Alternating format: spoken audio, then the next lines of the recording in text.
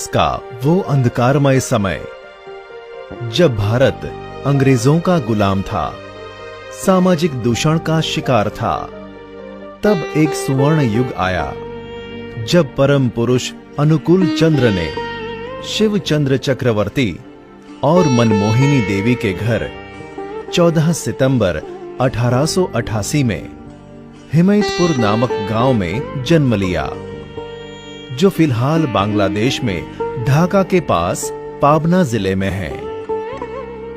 अनुकूल चंद्र जी का बचपन अन्य बालकों की तरह सामान्य था, परंतु बाल्यावस्था में ही उनकी असाधारण शक्तियों की झांकी देते रहे।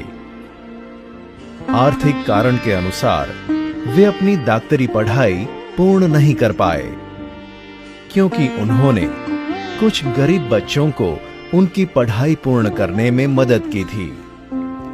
फिर वे अपने गांव वापस चले गए और अपनी डॉक्टरी सेवा शुरू की। अपने दिव्य स्पर्श और उपचारात्मक शक्ति की वजह से बहुत लोग उनकी ओर आकर्षित हुए।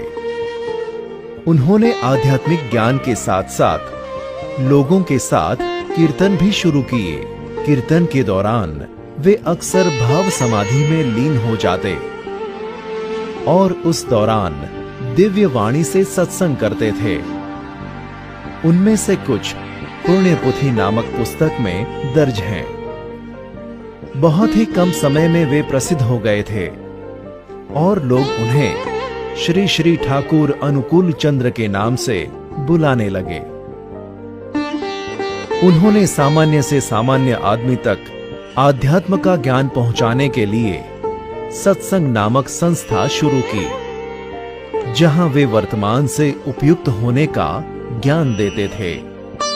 कई धर्म के, जाति के और प्रांत के लोग उनके यजन, याजन और इष्टभृति के तत्व ज्ञान से आकर्षित हुए।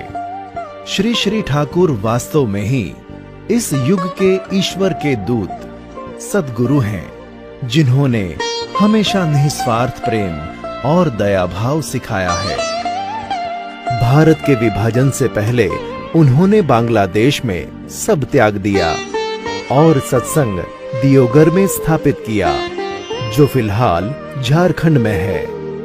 वे एक उत्कृष्ट लेखक भी थे। उन्होंने 90 से अधिक किताबें लिखी हैं। श्री श्री ठाकुर से प्रभावित होकर अनेक महान विभूतियां जैसे देशबंधु चितरंजन दास, लाल बहादुर शास्त्री और गुलजारी लाल नंदा ने उनसे आशीर्वाद और ज्ञान प्राप्त किया है। सन 1969 26 जनवरी के दिन श्री श्री ठाकुर की दिव्य आभा इस पृथ्वी से चल बसी।